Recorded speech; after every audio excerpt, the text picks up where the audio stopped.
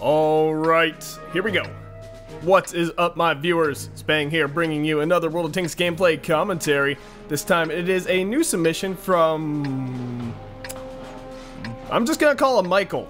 It's spelled M-I-C-H-A-L, 144, and it is driving his IS-2. It's looking like they're speaking some sort of Russian, at least a dialect of that sort of language right now. I'm not entirely sure what's going on and what server this is from. I actually didn't think to check that, but it was uploaded to World of Tanks Replays, and it is going to be in his IS-2, the Chinese variant of the IS Tier 7 vehicle.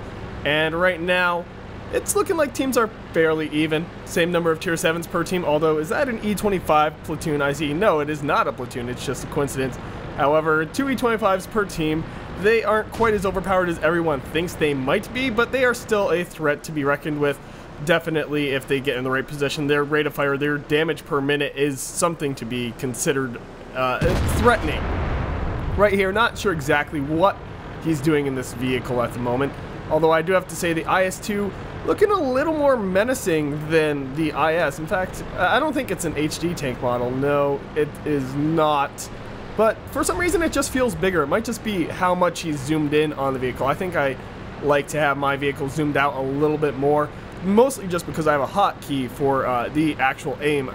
Everyone does. It's shift. I did rebind mine to be on my mouse, but you know, whatever. Let's talk about the actual game instead of rambling on about random stuff. Right now, the enemy team has pushed up some light tanks, 2 Type 64s, up to that center. That's a typical strategy you will see, are those fast-moving vehicles going to that center little pavilion, that little area there, the Abbey, what the map is named for, right? So KV-1 trying to push up that center road, the center alleyway. I don't know what you prefer to call those little different passageways, but you'll see on the minimap he just got annihilated. Right here, looks like the IS-2 coming across quite a bit of enemy vehicles and just boldly pushing across, knowing that, well, if he can get to this rock and get hulled down, and looks like he will be side scraping here as well. Up, KV-1S deciding to possibly cause some trouble, looking like he wants to get a shot in, but unfortunately he got a shot only in the track for no damage.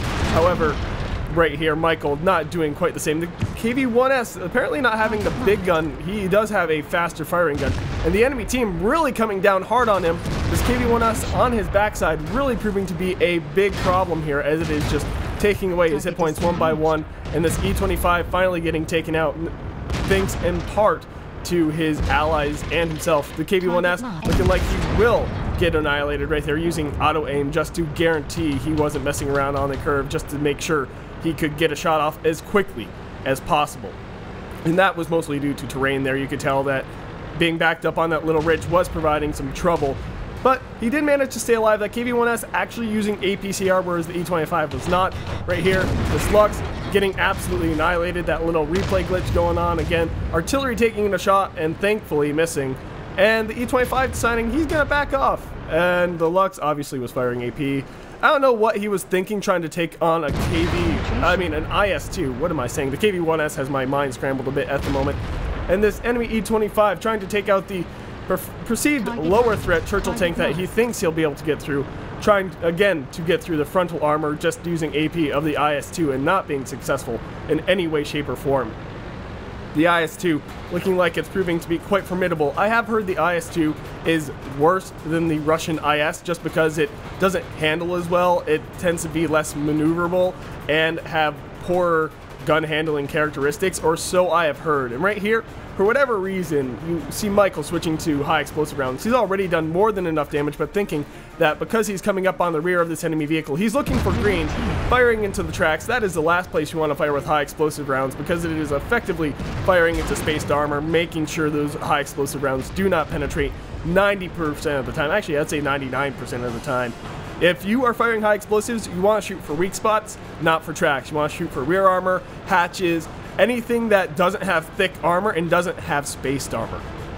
Although I think I read somewhere hatches actually count as spaced armor, but tell that to the tortoise I fired a high explosive round at with my Auxilla. Fired it right into his hatch, about 1500 damage. He did not like me. But, regardless, right now, looks like Michael's team doing very solid for themselves. He's got 2 kills, over 2000 damage, and it's still honestly anyone's game. It's 9-7, and the hit points were just, until previously, favoring Michael's team, and right now it's still only about an 800 hit point difference, so nothing too significant. But still, 4 tanks down, that is going to be hard to overcome, especially considering the fact, oh, maybe this E25 about to die to this, yep, Type 64 managing to take him out. AT7 still at a good chunk of health. The AT7 is the tier 7 vehicle. I have it myself. It's okay. I'm not incredibly fond of it. Ignore the wreaking havoc person leaving my TeamSpeak channel. I forgot I was in TeamSpeak. I'm actually in the AFK lobby. But that is of no consequence. The M44 getting spotted, and it looks like this Type 64 going to be a one-shot for his 390 average damage gun. I don't even think it's possible for him to roll low enough to actually not be able to kill that. Because if I'm not mistaken, it only shows average damage, right? Yep, average damage. Again, pretty much for all intents and purposes of penetration and damage, the same gun that you have on the IS, the same gun that you have on a lot of the Russian tank destroyers. And there we go, kill number 4. So far, so good. I have to say the only thing that Michael might have done wrong, and it's debatable, is the fact that he pushed forward and was aggressive as he was. So this enemy KV-3 possibly going to kill Michael. Being a little bit aggressive, getting a very lucky bounce there with only 49 hit points left. If that KV-3 was firing high explosive, which why would he be?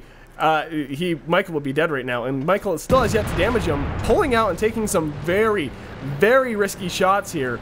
He is doing well to angle his armor. Now he's finally side scraping and being a bit more cautious about it. Looks like, there we go. The replay just seems to have some issues with sniper mode for whatever reason. And trying to side scrape his way out there, spot the KV-3, who again will bounce a shot, firing nothing but AP. And apparently the IS-2, I don't remember the IS having this bouncy of armor, so maybe the IS-2's armor, oh wow, I have never really paid attention to the front of the IS-2 as compared to the IS. Yes, the IS-2 does have much nicer sloping, so that is definitely going for, I think the IS-2 does have better armor here, at least effective armor. And this AT-7 facing his rear towards him, as you can tell, the AT-7 does bounce some rounds, but it's not super reliable, I'll tell you firsthand. But at this distance, with a 122 and the previous accuracy nerfs, Michael's saying WTF, not even sure why he's bouncing this AT-7, who is almost certainly going to kill this 3601H if he is not careful. And the only thing that remains are 2 tier 7 vehicles. That KV-3, definitely not the most skilled player in the game, only 5,000 battles, and he's red by my color scale. Michael doing actually pretty well for himself. 11k battles, 52. He's better than some people I see. And let's take, for example, that Tog. He's doing better performance-wise than a person who has about 8,000 more 7,000 more battles than him. I don't math well, apparently. And right now, it's pretty much game, set, match, unless Michael's team... well, actually, I take that back. It could go either way. If that AT-7 or that KV-3 are able to kill Michael, who has just been MVP of his team so far, with 2,500 hit points, well, 2,400, but I was rounding up, and 4 kills. It's one of those things of, if he dies, he is the biggest threat they have to face. And hit points are more or less even. Only 3 hit points of difference right now, and that's probably going to change when this AT-7 kills this 3601, who surprisingly is still alive. I'm not sure if that was a bounce or a miss, but I know the AT-7, I believe its gun pen, if it has the best gun, is working with 226 gun pen, 230 average damage, and finally killing that 3601. And Michael will come up behind him and bounce another round. Don't ram him, my friend. Oh, that was very risky with only 49 hit points. But right now, this AT-7, now, I don't agree with Michael's decision here. You heard target lock. That means he's using auto aim. And yes, he is getting through, but in this sort of close case, there we go. Disengage and aim for the hatch. There we go. No, not the side armor. Well, the side armor will work, but that nice big tumor of a hatch there is a very vulnerable weak point. The AT-7 actually has quite a few weak spots, but as you could also tell, it will troll you quite frequently and bounce those shells. KV-3, Michael saying no, he doesn't want to cap, despite this KV-3 coming up on him and the round going way high. So very fortunate for him. And pushing up on the KV-3, being very bold. He needs to angle his armor if he does not want to die. Coming back off, increasing the frontal slope of his armor because his tank is angled upwards. Definitely increasing that effective armor. In fact, how small is his lower front plate here? Not that small, so he's definitely playing a very dangerous game with this KV-3. But now they are both one-shots, and he still hasn't resorted to his heat rounds for this KV-3. I don't know if I believe he might have resorted to heat, although I didn't hear the traditional sizzle of a heat round when he was firing at that. There we go, waiting for that lower front plate and definitely getting that kill. Number 6, that is going to be a Top Gun, and we'll see what else he earned here in just a second. And here is that beautiful post-game stats screen. Mastery Badge Ace Tanker. Not too surprising considering he did over 3,000 points of damage. Fire for effect, obviously shell-proof with the number of bounces, I'm not surprised. Duelist and Bruiser for the little tokens, pins, badges, whatever you want to call them. Getting Spartan there for those ricochets when he had 49 hit points left. Again, playing a very dangerous game. Perhaps the most dangerous game of all, being one shot and poking out for spots and relying on your tank to bounce, but apparently he knew his IS-2 better than I did because I was expecting him to die on so many occasions.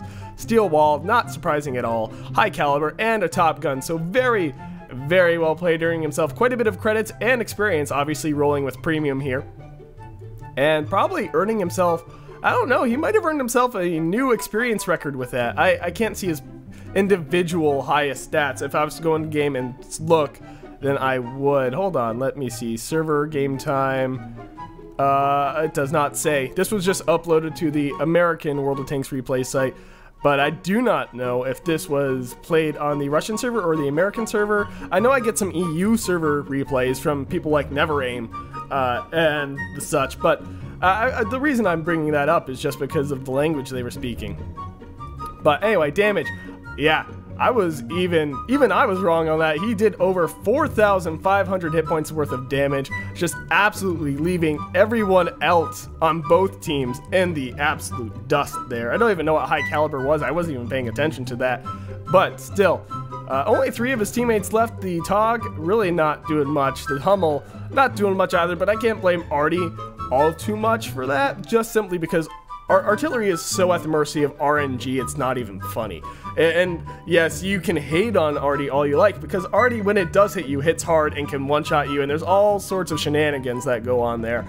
But at the same time, Artie isn't fun to play against, nor is it fun to play a lot of the times, just because if RNG is having one of its fits where it doesn't want to give you any of those shots, where it doesn't want any of your hits to your rounds to connect, it's very frustrating to play as Artie, and I have plenty of those battles to where I almost have given up on Artie except for my ×2 daily doubles.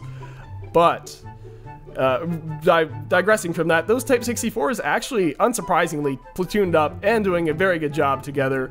You know, the 2 of the most MVP players on their team, the AT7. Now there was a discussion about timely and effective damage, and I think we can all agree most of his damage probably came towards the end of the match when most of his team was already dead. Therefore, he wasn't a real contributor towards his team. He was just making his own last stand sort of deal. Those Type 64s, they were a bit more aggressive and dealing meaningful damage, I think was the term used. It was on FTR or something, but it's just a concept to consider.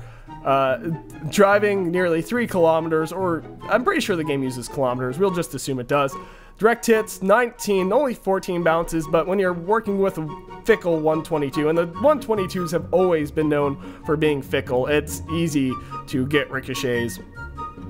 And damage blocked by armor. Like I said, the IS proving to be more reliable than its, I'm sorry, the IS-2 proving to be more reliable than the IS. I've gained my phrasing a bit backwards here, but overall very impressive. I've got to say, Michael, you were playing a very dangerous game. You were taking risks, and probably more so than I would have, but it paid off in the end, and I guess go big or go home, risk reward, all that good stuff. But again, well played. I look forward to any more replays you send in if they're anything like this one.